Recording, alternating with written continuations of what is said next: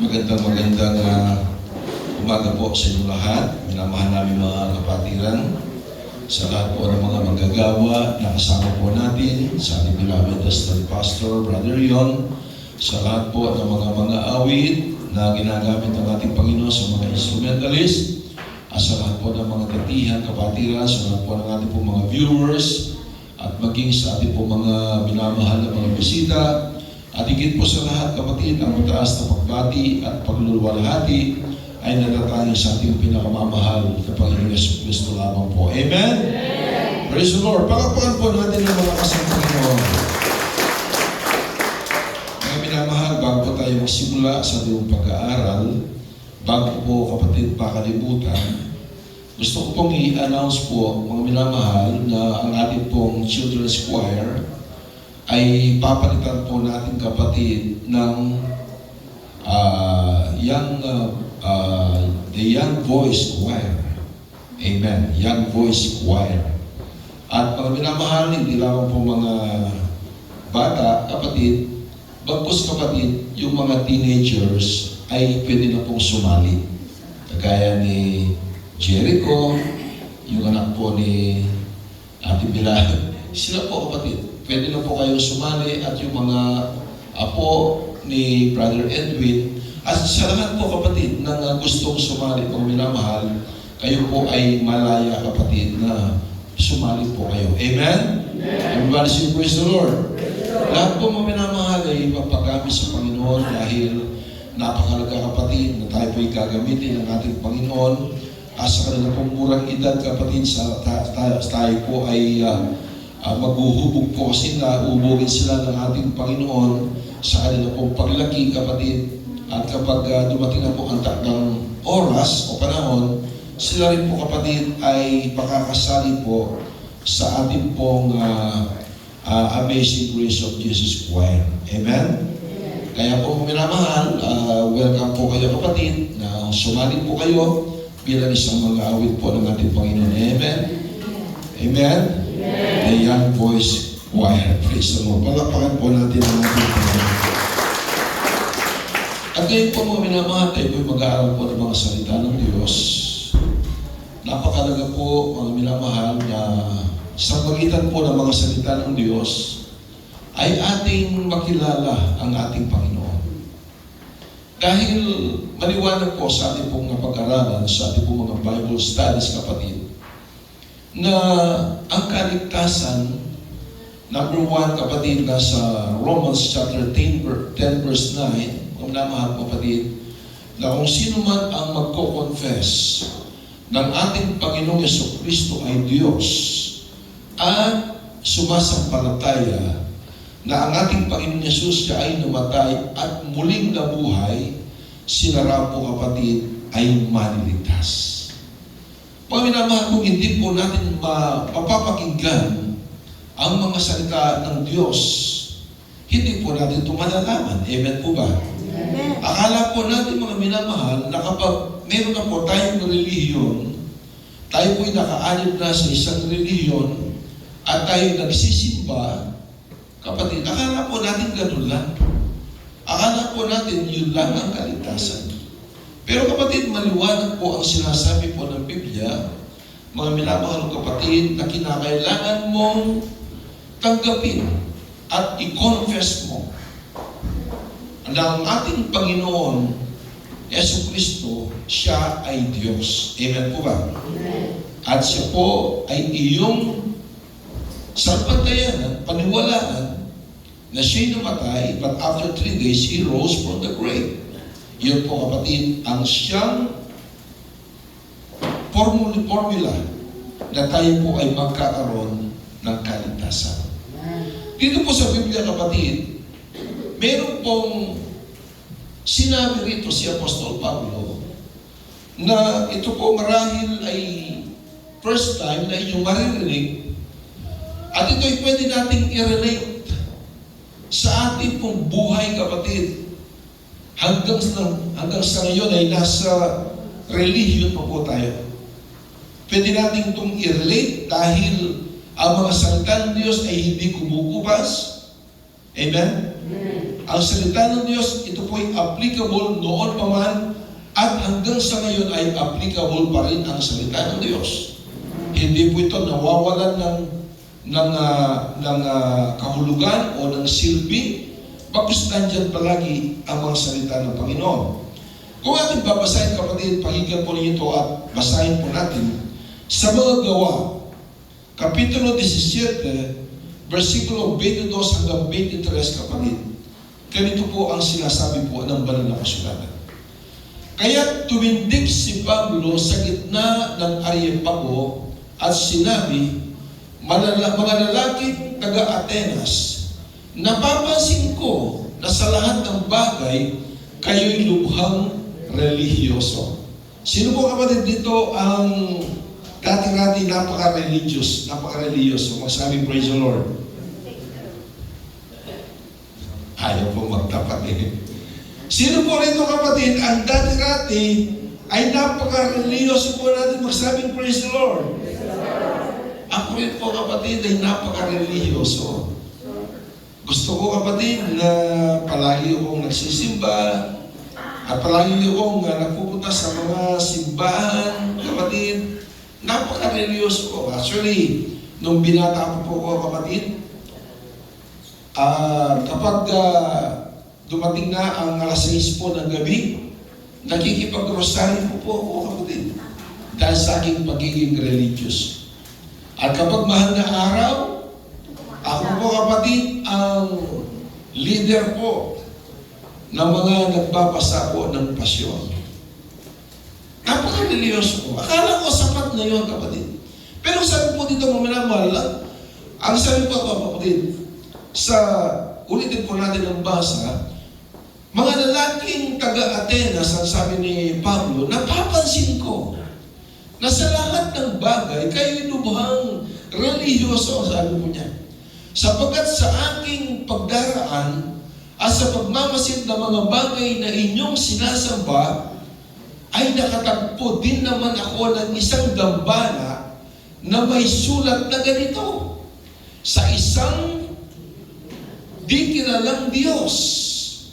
Kaya ang sinasamba ninyo na hindi kilala ay siyang ipapahayag ko sa inyo. Palapakan po natin ang Panginoon.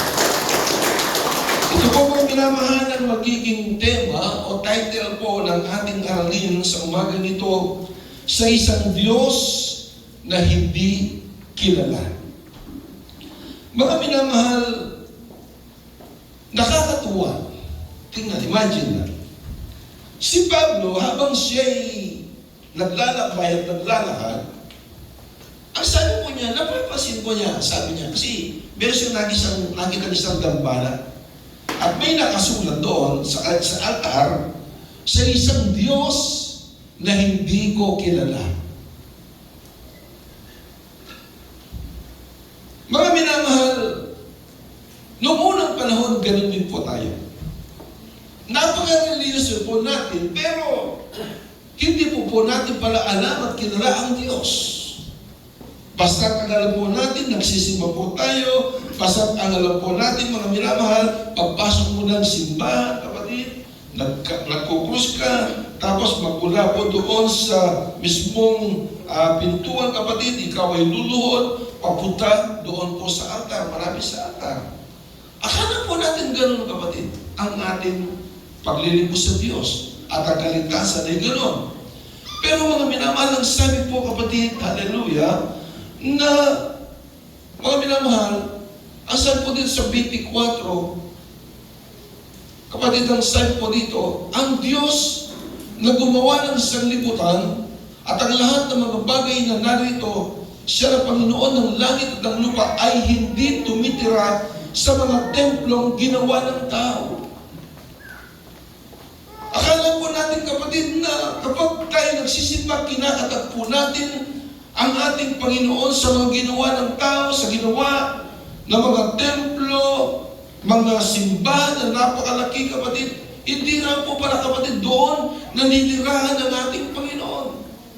Pagkus ang ating Panginoon, dahil siya po ay Espiritu, the moment na siya po ay iyong tinanggap, The moment na minamahal, kinonfess mo na siya ang Diyos at kinonfess mo, kapatid, at sinasampalatayan mo na siya po ay namatay at siya'y muling nabuhay, ang ating Panginoon, kapatid, ang kanyang Espiritu, siya ay narito sa ating mga puso. Amen.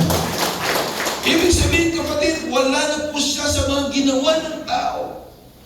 Hindi na po siya naninirahan sa mga templo na pagandang mga templo, kapatid, kahit na barang-barang lang, kahit na sawali lang, kapatid, ang iyong ginagamit upang sambahin ng Panginoon, hindi po mahalaga ang bagay na yan, kapatid.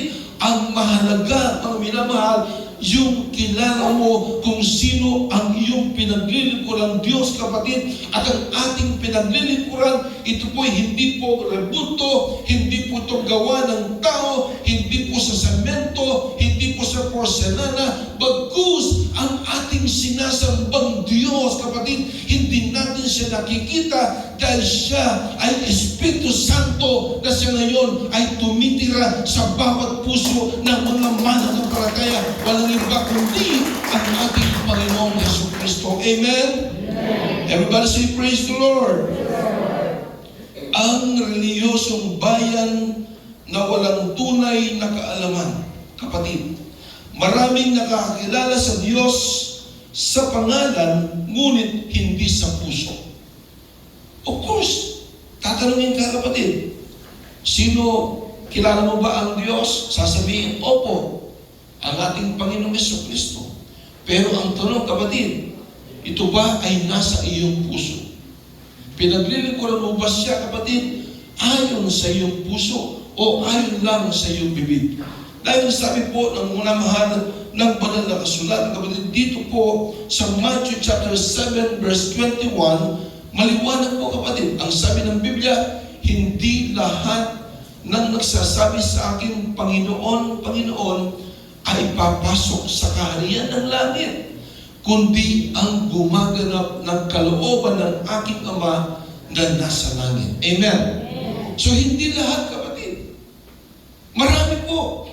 Actually, more than 8 billion, kapatid, ng mga tao na nag-i-exist ngayon, nabubuhay sa daigdig na ito.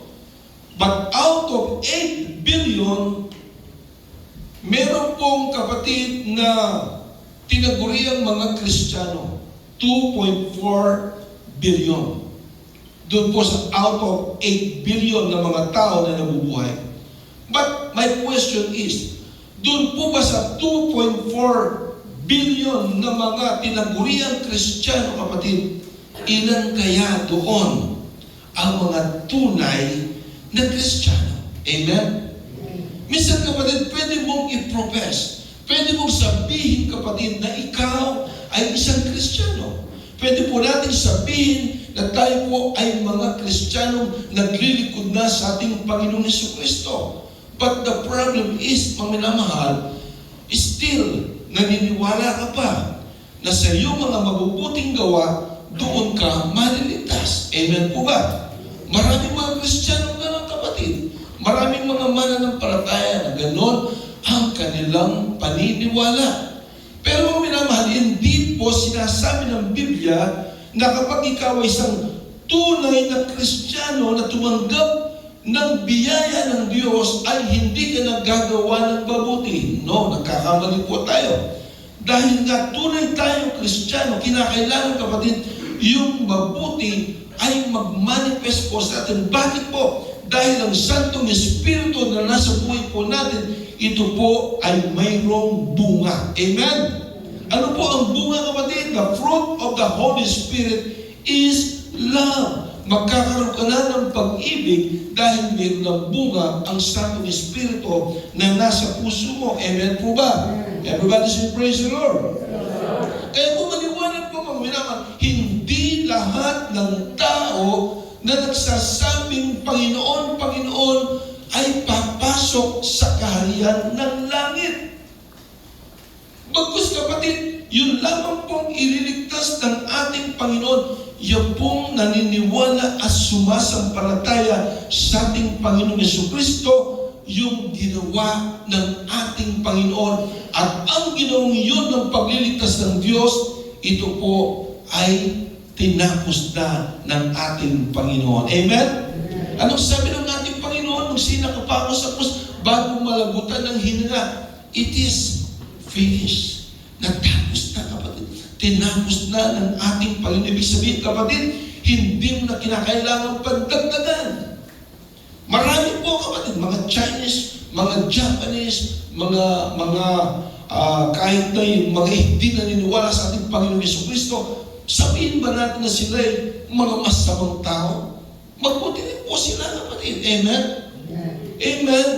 Kahit nga, kapatid, itong ahas, kapag meron siyang mga minamahal, yung kanyang mga anak, kapatid, o yung mga manok na lang, kukunin mo yung isang sisiw, ano ang mangyayari, kapatid? Yung inahin, anong mangyayari? Ito po ay siya po ay magagalit at pwedeng habulin ka pa. Pinoprotektahan yung kanyang mga anak. Amen po ba? Kaya po, mga minamahal, ang ating Panginoon, kapatid, hindi lang po siya kakilala ng mga tao. Kilala lang po siya sa bibig, kapatid, pero sa puso ay wala sa kanila ang ating Panginoon. Amen? Pero kapag ikaw ay tunay na anak ng Diyos, kapatid, hallelujah, makikita ang manifestation ng Holy Spirit sa buhay mo, mga minamahal. Tayo po ay narito at tayo po, mga minamahal, ay umaasa na hindi po sa ating mga mabubuting gawa na tayo po ay maniligtas, bagkus tayo po ay narito dahil tayo po ay nagpapasalamat na lamang sa ating Panginoon na tayo po ililigtas na ng Diyos na buhay. Amen? Everybody say, praise the Lord. Ano pong sabi, kapatid, ng John chapter 4, verse 20 up to 24, God is Spirit. Hindi po, mga minamahal, I'm sorry, sa lahat po ng mga bisita po natin, mga minamahal po kayong magagalit. Kahit ako po, ang lamang nung ako'y baguhan pa lamang sa gaway ng Panginoon, minsan, kapatid, ako'y naggalit. Ang sabi ko, bakit inaatake ang aking reliyon? No, kapatid. Ang pagsasabi po ng katotohanan ito po, mga minamahal, ay hindi pag-atake sa ating reliyon, bagkus ito po, mga minamahal, ay gagamitin ng Panginoon. Dahil ang sabi nga ng Biblia, ang salita ng Diyos ay matalas. Ito'y matalim, kapatid. At ang sabi ng Biblia, you shall know the truth, and the truth shall set you free. Amen? Amen? Anong sabi, kapatid? Hallelujah! Ng John chapter 4, verse 23 up to 24, mga minamahal. Praise God. At po sabi po dito, subalit, dumarating ang oras na ngayon, at ngayon na nga, nasasambahin ng mga tunay na sumasamba ang Ama sa Espiritu at katotohanan, sapagkat inahanap ng Ama ang gayong mga sumasamba sa Kanya. Amen? So, inahanap pala ng Diyos yung mga sumasamba sa Kanya sa Espiritu at katotohanan dahil, kapatid, nagagalit ang Panginoon sa ating pagsamba sa mga larawan, kapatid, na ginawa lamang ng tao. Huwag po kayong magagalit, mga minamahal. Pero ito po ay dapat po natin sabihin. Ang sabi ng Biblia, open rebuke is better than secret love. Amen? Mas mainam daw po, kapatid, ang hayagang pagsuway kaysa sa isang natatagong pag-ibig. Amen? Sinasabi ko, kapatid, na kayo aking iniibig, pero hindi ko naman sinasabi ang katotohanan. It is false love, kapatid. Amen? Hindi ang tunay na pag-ibig. Pagkus ang tunay na pag-ibig ay yung sabihin mo ang katotohanan sa kanila. Amen po ba? Everybody say, praise the Lord. Ano sabi ko sa 24 mo minamahal? Ang Diyos ay at ang mga sumasamba sa Kanya ay kailangang sumamba sa Espiritu at katotohanan. Amen? Everybody say, praise the Lord. Palapakan po natin ang Panginoon. Yan po mga minamahal. Hallelujah. Dahil ang Diyos ay Espiritu. Praise God. hindi naranahan ang Espiritu ng ating Panginoon doon sa mga ginawa ng tao. Amen po ba? Amen? Nung ako po mga minamahal, wala pa sa ating Panginoon, ako po ay saradong Katoliko. Aaminin ko po sa inyo, kapatid. Ako ay saradong Katoliko. Kapag sinishare sa akin ng gospel, ang mga salita ng ating Panginoon, sasabihin ko sa kanila, huwag mo nang i-share sa akin yan dahil ako ay isang saradong Katoliko. Hindi lamang saradong Katoliko, bagkus nakakandado pa. Yun ang aking sinasabi. Yun ang mga filosofiya ko po noon, kapatid. At ang sabi ko po, kung saan ako namulat, doon ako mamamatay. Hindi ba gano'n? Nanay Patrick, kayo matanda kayo sa amin. Hindi ba gano'n ang ating paniniwala noon? Sasabihin po natin, kung saan ako namulat, doon ako mamamatay. Yun ay mali, mga minamahal. Amen. Dahil ang sabi po ng banal na kasulatan, kapatid, hallelujah, na kinakailangan sambahin natin ang ating Panginoon sa Espiritu at katotohanan dahil ang Diyos na ating pinaglilingkuran, kapatid, siya po ay nasa langit. Amen? Amen. Kaya po, kapatid, nung tinuruan manalangin ng ating Panginoon, ang mga apostoles ang sabi, Our Father who art in heaven. Wala po siya sa dingding, kapatid. Amen? Wala po siya sa altar. Amen? Mga minamahal doon, gusto kong magka-altar kasi hindi ko pa alam ang katotohanan. Gusto kong magka-altar, gumawa ko ng isang altar doon po sa bahay po namin, kapatid. Pero ang problema, walang laman. Puro altar lang, puro yung lalagyan lang. Nagkataon, kapatid, dumaan yung nagtitinda. Di ba may naglalako? Binebenta, kapatid. Amen po ba? Amen. Kung wala kang minamahal cash, pwedeng bigas. Palitan mo ng bigas. O kaya, hulugan. Para Bombay. Amen po ba? Hindi ba? Pagkatapos, kapatid, inuhulugan mo yan, mga minamahal, ng 200 per month. Pagkatapos, ilalagay mo sa iyong altar, dumaan naman, kapatid, yung nagtinda ng sampagita, bumili ka ng sampagita, nilagyan mo ngayon ng sampagita. Pagkatapos, doon ka na lumuluhod, araw at gabi, kapatid, umiyak ka pagkaroon Mga minamahal, hindi po ganon. Akala po natin, gusto po natin sabayin ng Diyos, pero, kapatid, hindi yun ang tunay na pamamaraan ng pagsamba sa ating Panginoong Diyos. Amen? Palakpakan po natin ang Panginoon. Ang Diyos na hindi kilala, pero kapatid, siya ang Diyos na hindi kilala ng mga Atenas, pero kapatid, ang Diyos na hindi nila kilala ay aking gustong ipakilala sa inyo. Sa mga bisita, mga minamahal, karo ay parang mga taga Atenas, mga Athenians kayo, kagaya na sinabi ni Pablo, na hindi nyo kilala ang Diyos, kapatid. Nakakala po ninyo, napaka-religious po ninyo. Akala po ninyo, kapatid, yun lang. Pero kapatid, ang sabi ng Biblia, gusto kong ipahayag sa inyo ang tunay na katotohanan. Sino ang Diyos? Siya po ang creator of the universe. Siya po ang creator po natin. Siya ang makapangyarihang Diyos. Mga minamahal, siya ang hari ng mga hari, Panginoon ng mga Panginoon, walang iba kundi ang ating Panginoong Jesucristo. Siya ang tunay na Diyos. Amen? Amen?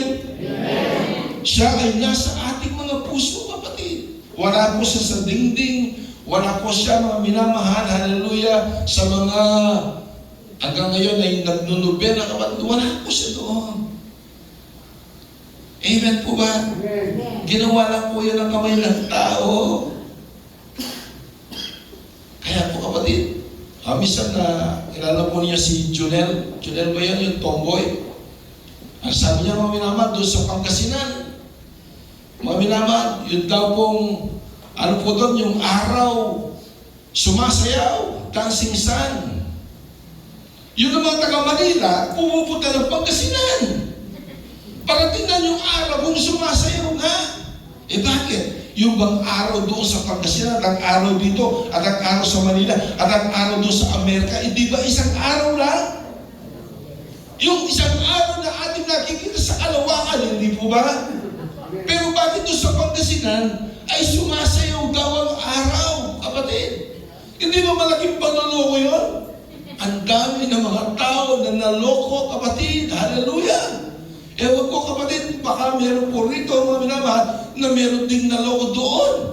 Pero kung iyong pag-aaralan ang mga salita ng Panginoon, kapatid, ang sabi ng Biblia, you shall know the truth, search the truth, and the truth shall set you free. Amen! Alalayan, dahil ang katotohanan. Ngayon po mga mahal, meron pong isang pari, nag-reveal po siya. Yung malaking rebuto ni Maria, huwag po kayo magagalit. Totoo to, patotoo ito. Ang ginawa po nila, nandun sa labas ng church, kumuha ng parang karayong, kapatid, binutasan yung mata. Pagkatapos, yung kanyang bumbunan ay butas pala yun, nilagyan ng asin. Asin. Para hindi maulanan, ibinalik yung pinaka-sombrero niya. Kapag nasisikatan ng araw, ano mangyayari sa asin? Matutunaw. Tapos lumalabas dito sa mata ng kanilang binutasan. Ano sasabihin ngayon? Ay lumuluha yung biriin. Hindi ba? Lumuluha. Ang magyayari niyan, kapatid, madidisip na naman ang mga tao. Ganyan, kapatid, ang kagaya dito sa ating pinag-aaral mga taga-Atinas, kapatid. Nakilala nila, meron silang reliyon, sila yung religyoso, pero hindi nila kilala kung sino ang Diyos na nag-iisa. Amen. Salamat sa Panginoon, pinalaya tayo ng ating Panginoong Jesucristo. Amen. Everybody say, praise the Lord. Hallelujah, hallelujah. Siya ang Diyos na malapit sa ating kapatid. Kaya po mga minamahal, hallelujah, ang Diyos na ating pinaglilingkuran, siya rin po ang Diyos na araw-araw kaya tayo kumikilos. Kaya tayo nabubuhay. Kaya tayo humihinga. Kasi meron tayong Diyos. Amen. Ngayon mga minamahal, huwag kang magbalaki sa ating Diyos. Baka akala mo mga minamahal, ang kalakasan mong yan, kapatid, yan po mga minamahal ay galing yan sa Diyos. Amen? Ang biyaya na tinatamasa mo ngayon, yan din ay galing sa Diyos. Kaya huwag kang magmayabang. Amen po ba? Sino po ba rito mga minamahal? Ang mga gwapo dyan magsabing, praise the Lord. Naiya pa kayo. Si Marco daw. Wala bang gwapo sa inyo rito? Si Marco. Sino ba ang mga gwapo rito magsabing, praise the Lord? Tayo natin mga gwapo, kapatid. Ako mga minamahal, sinasabi na kamukha ko lang si Tontong Gutierrez nung binamukha ko. Pero ngayon, parang waking pahato na eh. Eh, sino mga magaganda rito, kapatid, magsabing, praise the Lord? The Lord! Of course, kapatid. Tayo natin magaganda, mapupogi, kapatid, sa harapan ng ating Panginoong Jesucristo, tayo ginawa ng Diyos. Amen po ba? Amen. Pero huwag mong ipagpalagyan, kapatid, dahil merong season yan. Ito ang season mo, kapatid. Pero balang araw, kapatid, yung kagwapuhan mong yan, mga minamahal, yung mga ngipin mo, kapatid, yun po ay malalagas lahat, kapatid. At balang araw, gano'n na lang mga minamahal ang yung paglakad. Amen? Amen. Amen po ba? Amen. Ang magandang mukha mo, kapatid, balang araw, yan po ay magkaka-wrinkles na at magiging kulubot na ang balat mo, kapatid. Amen po ba? So season by season, kapatid, hallelujah. Kaya ngayon, ito ang ating season. Season na tayo maglilingkod ng tama at gusto sa ating Panginoon dahil balang araw, kapatid, kung ikaw nga ay malakas ngayon, pero bukas hindi natin alam. may sakit na tayo o kaya mamamatay na tayo, habang malakas pa tayo, maglilingkod na tayo ng tama gusto sa ating Panginoon. Amen? Everybody say, praise the Lord. At ang panawagan ng Diyos, magsisi at makilala mo siya ng lubos ng kapatid. Gawa 17:30, mga minamahal. Ang sabi po dito, kapatid, marami na tayong Acts 17:30, sabi, ang mga panahon ng kahangalan ay pinalampas na nga ng Diyos. Dati-dati tayo nasa kahangalan. Kahangalan, kapatid. Ito ay dire-diretso, kapatid. Ito ay chapter 17 ng Acts. Yung binasa po natin, kapatid, sabi po ni Pablo, nakikita ko na ay parang religyoso, pero ang nakasulat sa inyong dambana ay sa isang Diyos na hindi ko kilala. Pero ngayon, ang sabi ni Pablo, kapatid, habang siya po'y nangangaral, sabi po niya, ang inyong kahangalan ay pinalampas na nga ng Diyos. Ngunit ngayon, ipinag-uutos niya sa lahat ng tao, sa lahat ng dako na magsisi, palakpakan po natin ang Panginoon. Ang ating kahangalan, tinawag kahangalan pala yung kapatid.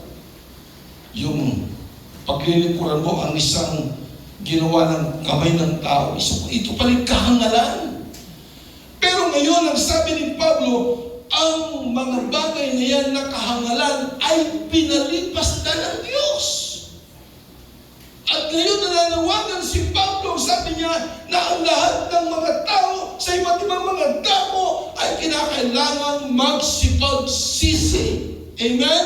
Amen. Dahil kapatid, hindi po natin alam kasi yun Tayo po ay bihag po ng pwersa ng kalaban ng Diyos. Amen? Na tayo po'y binulag ng kapangyarihan ng sanglibutan ito, ang Diyos ng sanglibutan ito. Ang sabi nga ng ating napag-aralan, kapatid, na sa 2 Corinthians 4:4, kapatid, nagsabi po doon na ang Diyos ng sanglibutan ito, binulag ang ating mga kaisipan upang ang kaliwanag ng Kristo ay huwag sumilay sa atin. Amen. Ang po sabi ito, upang huwag, mga minamahal, nilang makita ang liwanag ng Ebanghelyo ng kalwalhatian ng Diyos na siyang larawan ng Diyos. Kaya pala natin hindi na alam yon, kapatid. Kaya po pala noon po, kapatid, mga minamahal, hallelujah, na tayo po'y sumasama sa mga ginawa ng tao, mga Diyos-Diyosan, kapatid, dahil binulag ng Diyos ng sanglibutan ito. Walang iba kundi Satanas. Amen. Kaya pala, hindi po natin alam. Napakatigas ng ating mga puso. Akala po natin, pinagtatanggol po natin ang ating reliyon. Alam mo si Jose Rizal? Si Jose Rizal, kapatid, bakit sa pinatay?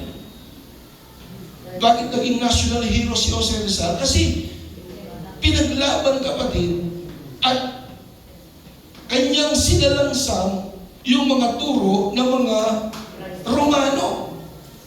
Bakit? Kasi pag turo ng mga Romano, kapatid, noong unang panahon pa, na kapag namatay ang tao, anong gagawin? Bibisikan, kapatid, yung bibindusyonan. Amen po ba? Pero sabi ni Jose Rizal, nasa Rizal Park, nakasulat, ang sabi doon, gawin mo bang bendita ang buong Pacific Ocean, ang sabi ni Jose Rizal, hindi na rin makakapagpabuhay ng patay. Amen? Kasi nilalang tayo, kapatid, ng relihiyon, ng dampuhan ng relihiyon, kapatid. Tayo po lahat ay galing doon, kapatid. Pero, mga minaman, huwag po ninyo silang pagtawanan ngayon. Bagkus sila'y ating kaawaan, sila'y ating ipanalangin sa Panginoon na buksan din ng Diyos ang kanilang mga pangunawa at paano mabubuksan ang kanilang pangunawa kung tayo po na narito ay mga stagnant Christian. Alam po ninyo yung mga stagnant, kapatid, kapag sinabing stagnant water, yung water na hindi gumagalaw, kaya ito ay pinamamahayan o pinangingitlugan ng mga lamok. Kasi hindi gumagalaw yung tubig. Amen po ba? May mga Kristiyano gano'n, mga stagnant Christian, kapatid. Mga minamahal, paano sila makakakilala ng tunay na ebanghelyo ng ating Panginoon kung ako, ikaw ay magiging tamad? Amen? So tayo po, kapatid, ang gagamitin ng Panginoon upang maghayag ng mga salita ng Panginoon, ating ipamalita, kapatid, na mayroong kapatid, hallelujah, na justifier na dito dumating sa atin, ginjustify po tayo, inaligara tayo ng ating Panginoong Heso Kristo. Amen! Everybody say, praise the Lord! Kaya po mga minamahal, tingnan po niyo, sayang. Sayang, kapatid, sayang. Sayang yung trending ngayon sa Facebook. Sayang yung tao yun. Sino yun? Maganda siya. Siya po ay si Atienza. Sayang po siya. Akala po niya walang nagmamahal sa kanya.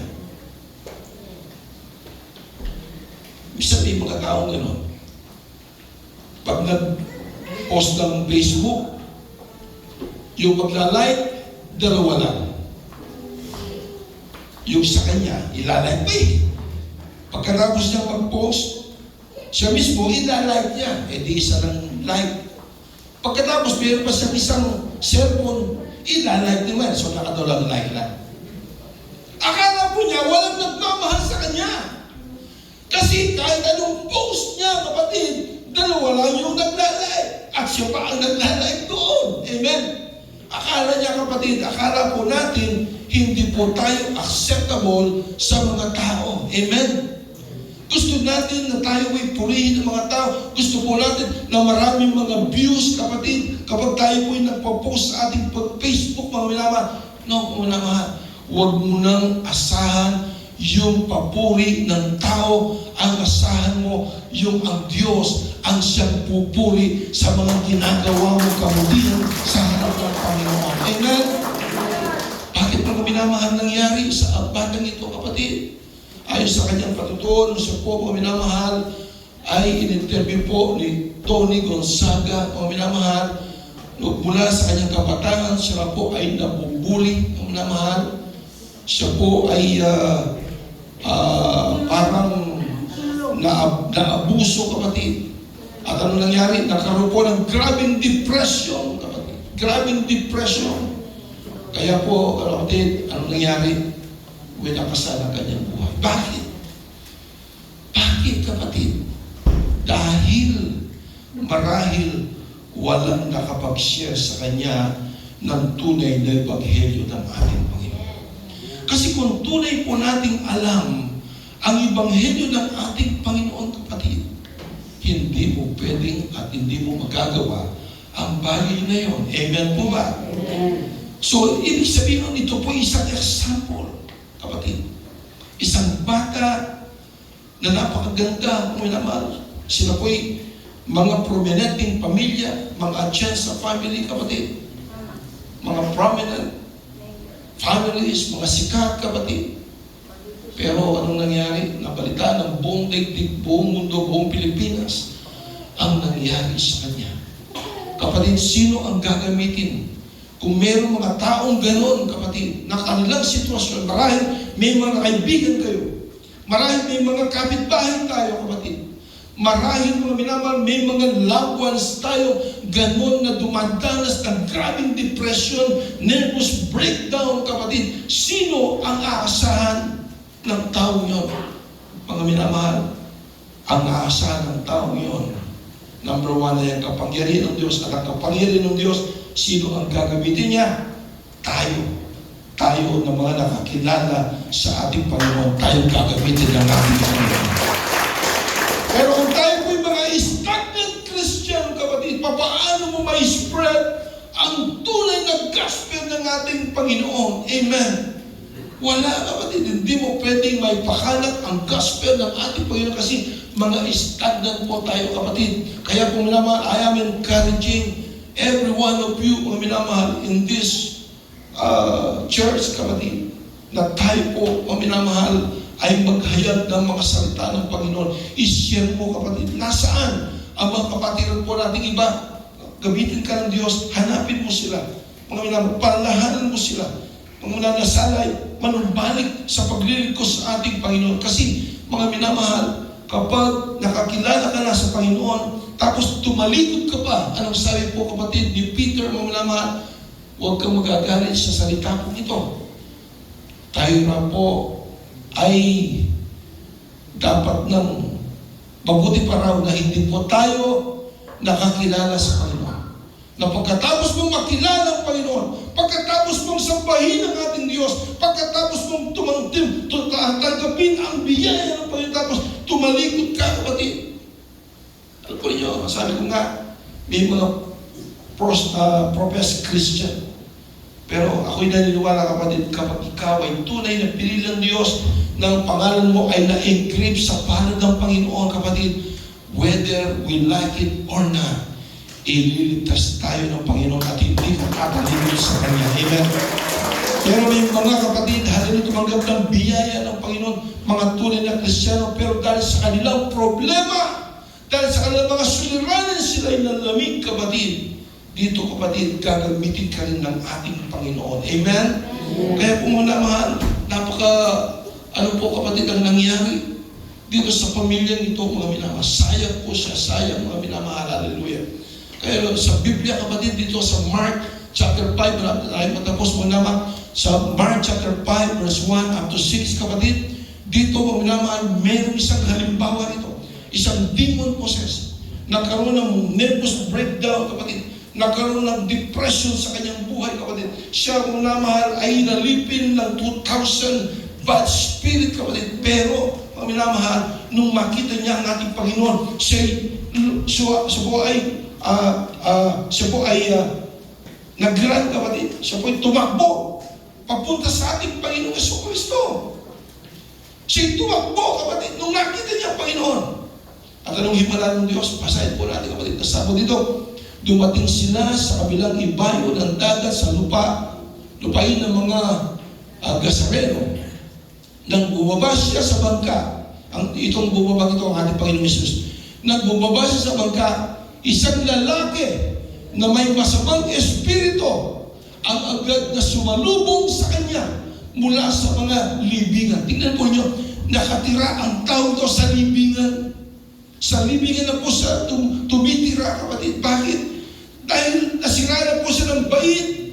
Nagkaroon ng depression, kapatid, nervous breakdown, tapos inalipit pa po siya ng mga masamang espiritu, kapatid. At ang sabi po ng Biblia, siya'y nanirahan sa mga libingan. Sa tres, siya'y nanirahan sa mga libingan at wala nang makapigil sa kanya kahit na may talikala, sapagkat madalas na siya ginagapos ng mga kadena at mga talikala. Ngunit nilalagot niya ang mga talikala at pinagpuputol-putol ang mga kadena. Walang taong may lakas na makasupil sa kanya. Dahil malakas po siya. Demon po siya, kapatid. Sapagkat sa gabing araw ay palagi siyang nagsisigaw sa mga libingan at sa mga kabundukan at sinusugatan ang sarili ng mga bato. Bakit? Bakit ginagawa niya? Kasi masakit ang kanyang pakiramdam, kapatid. Masakit ang kanyang pakiramdam. Sinusugatan ang kanyang sarili. Siya'y sumisigaw araw at gabi sa mga libingan at sa mga kabundukan, kapatid. Sumisigaw po siya.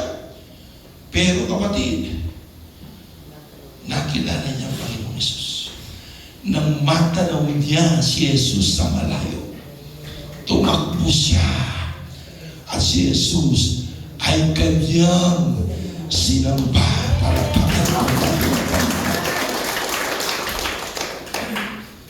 anong nangyari? Kapatid, siya'y sumigaw ng malakas na tinig. Ano ang pakialam mo sa akin, Jesus? Anak ng kataas-taas ng Diyos. Kapatid, hindi na po natin ito papasahin, pero pasahin po niyo sa inyong tahanan, sa inyong Biblia. Ang nangyari, itong demon possessed na ito, wala ng pag-asa, sumisigaw. Grabe kanyang depression, kaya nasiraan na ng ulo, nasiraan ng bait, kapatid, nagkaroon ng nervous breakdown, tapos inalipin po siya ng mga legion. Pag sinabing legion, marami, kapatid. Amen. 2,000 na masamang espiritu ang nasa kanya. Mga minamahal, siya po'y demon possessed. Pero nung siya po, mga minamahal, nakita niya ang ating Panginoon, siya'y tumakbo at sinamba niya ang Panginoon. Alam po ninyo, pinagaling siya ng ating Panginoong Hesus Kristo. Bakit? Dahil nung kanyang nakita ang ating Panginoon, tumakbo po siya at siya'y sumamba sa ating Panginoon. Pinagaling siya ng Panginoon. At alam po niyo ang nangyari, itong taong ito na demon possessed, wala nang pag-asa sa kanyang buhay. Siya pa po ay naging preacher dito po sa banal na kasulatan na sinasabi. Siya'y nangaral, kapatid. Siya'y nagpakita sa mga tao. Siya'y nagpatotoo. Ang sabi ng mga tao, hindi ba ito, hallelujah, ang demon possessed? Hindi ba ito ang sumisigaw araw at gabi? Hindi ba ito ang nakatira na lamang doon sa sementeryo? Wala nang pag-asa. Pero ngayon, ang taong yon ay nangaral ng kabutihan ng ating Panginoong Jesucristo. So, ibig sabihin, kapatid, hallelujah, kung ikaw man ay hopeless ngayon, kung ikaw man ay may problema ngayon na pinagdadaanan, huwag kang mag-alala. Basta lumapit ka, sumamba ka sa ating Panginoong Jesucristo. Isang tiyak na bagay, ang mga bagay niyan ay bibigyan solusyon ng ating Panginoong Jesucristo. Amen. Everybody say, praise the Lord. Tayo po natin tumayo ang minamahal. At tumawid po tayo sa ating